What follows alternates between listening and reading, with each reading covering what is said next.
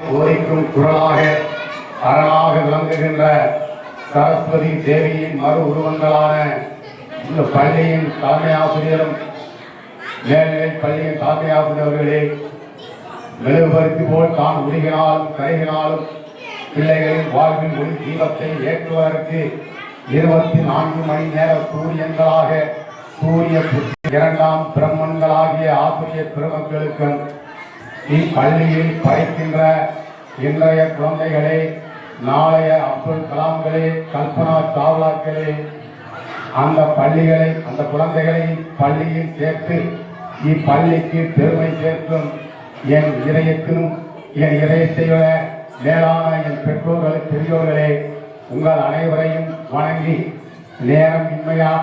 நேரமின்மை கருதி ஒரு சில கருத்துக்களை பெற்றோர்களுக்கும் மாணவர்களுக்கும் ஆசிரியர் பெருமக்களுக்கும் சிறப்புரையாக வழங்க நான் கடமைப்பட்டிருக்கிறேன்.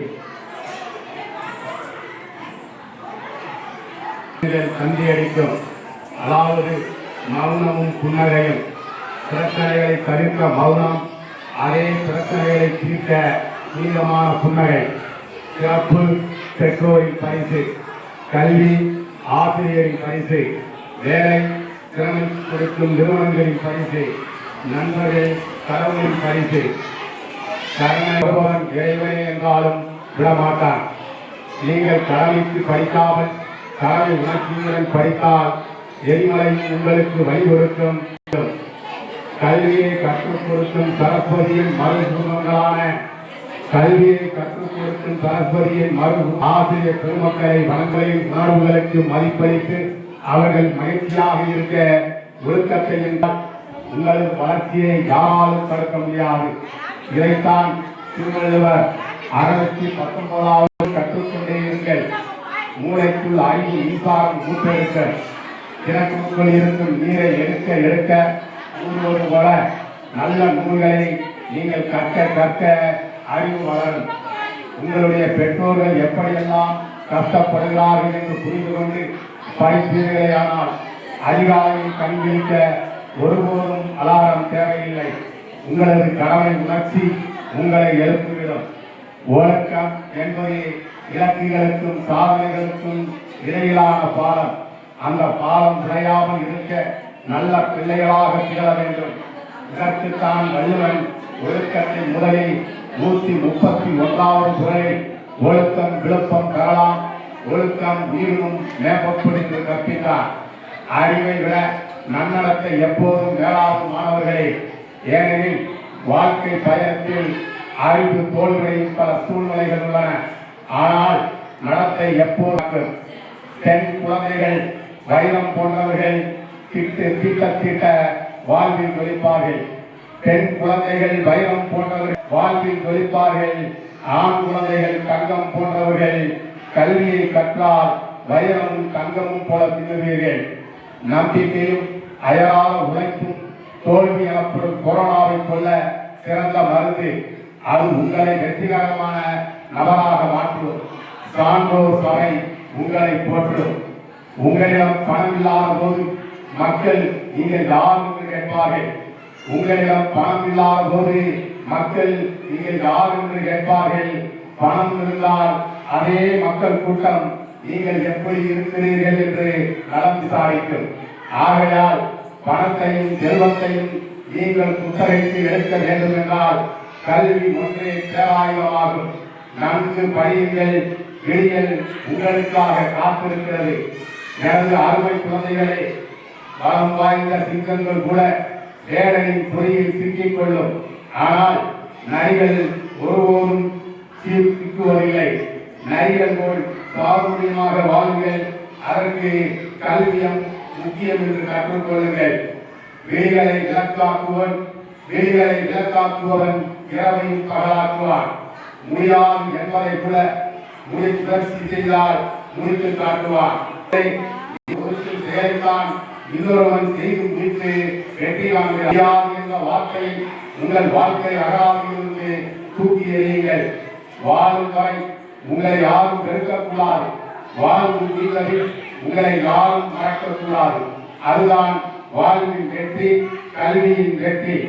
உங்களது பயணம் உங்களுக்கு மட்டும்தான் என்று இருந்தாலும் உங்களது மகத்தான வெற்றி பலரை ஊக்குவிக்கும்.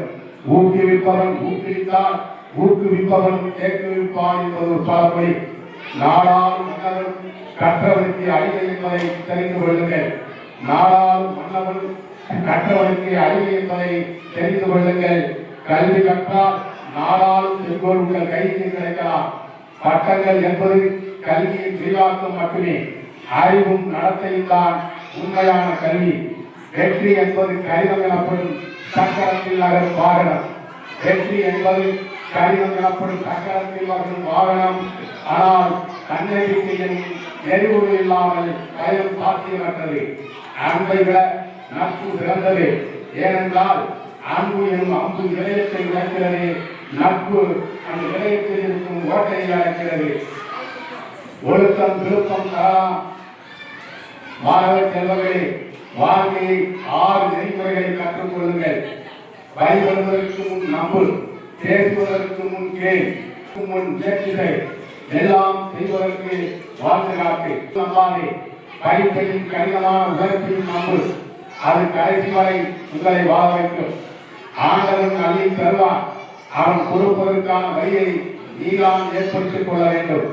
நட்பு என்பது 7 வண்ணங்களை பகிர்ந்து கொள்ளும் இரு இதயங்களுக்கு இடையான வானிலை. உணர்வு, அன்பு, சோகம், மகிழ்ச்சி, உண்மை, நம்பிக்கை மற்றும் மரியாதை. இந்த 7 வண்ணங்களின் கூட்டுக்கலவைதான் நல்ல நண்பனின் அடையாளம். ஒழுக்கத்துடன் படிக்கும் நண்பர்களோடு சேர்த்து படியுங்கள். வானத்தின் உச்சியை தொடரார். நீங்கள் உழைக்கும் போது யாரும் கைதட்ட மாட்டார்கள். நீங்கள் உழைக்கும் போது யாரும் கைதட்ட மாட்டார்கள். வெற்றி அடைந்து விட்டால் பாராட்டு மலையை புரிவார்கள். நேர்மையான உண்மையான உறவு என்பது கண்ணீரை போன்றது. அதற்கு நிறமில்லை, வடிவமில்லை, இடமில்லை, சுவையில்லை. ஆனால் என்று குடிக்க நீர் தேவைப்படுகிறது. அதுபோல நேர்மையானவர்களை என்றும் இவ்வுலகம் மதிக்கும். உங்கள் வாழ்க்கையில் யாரையும் குறை சொல்லாதீர்கள். ஏனெனில் நல்லவர்கள் உங்களுக்கு மகிழ்ச்சியை வழங்குகிறார்கள். நல்லவர்கள் உங்களுக்கு மகிழ்ச்சியை வழங்குகிறார்கள். கெட்டவர்கள் அனுபவத்தை தருகிறார்கள். தீய உள்ளம் கொண்டவர்கள் பாடம் புரட்டுவார்கள். மேன்மக்கள் உங்களுக்கு மனதில் இருக்கும் நினைவுகளை தருகிறார்கள். கடைசியாக இதை சொல்லி முடிக்கின்றேன். உண்மை என்பது ஒரு அறுவை சிகிச்சை போன்றது. உண்மை என்பது ஒரு அறுவை சிகிச்சை போன்றது. வலிக்கும், ஆனால் குணப்படுத்தும். பொய் என்பது ஒரு வலி நிவாரணி போன்றது. உடனடி பலனை தரும், ஆனால் மோசமான பக்க விளைவுகளை ஏற்படுத்தும். மாணவ செல்வங்களை இளமையில் ஓதா மலர்களில் பருக்க விரும்பினால் முதுமையில் பருக்க நேரிடும். இளமையில் கல்வியை கற்றால் முதுமையை வெல்லலாம். பருவத்தை பயிர் செய்யாமல் பின்னாடி வருத்தப்பட்டால் ஒரு வயது நிற்காது. படியுங்கள், முன்னேறுங்கள். வாழ்வு பலம் பெற, வசந்த பலம் பெற வாழ்த்தி விடைபெறுகிறேன். நன்றி, வணக்கம். நாம் பேராளன், இந்திய ராணுவ ஓய்வு வீரர்களோர், விருதுநகர் மாவட்டம். நன்றி, வணக்கம்.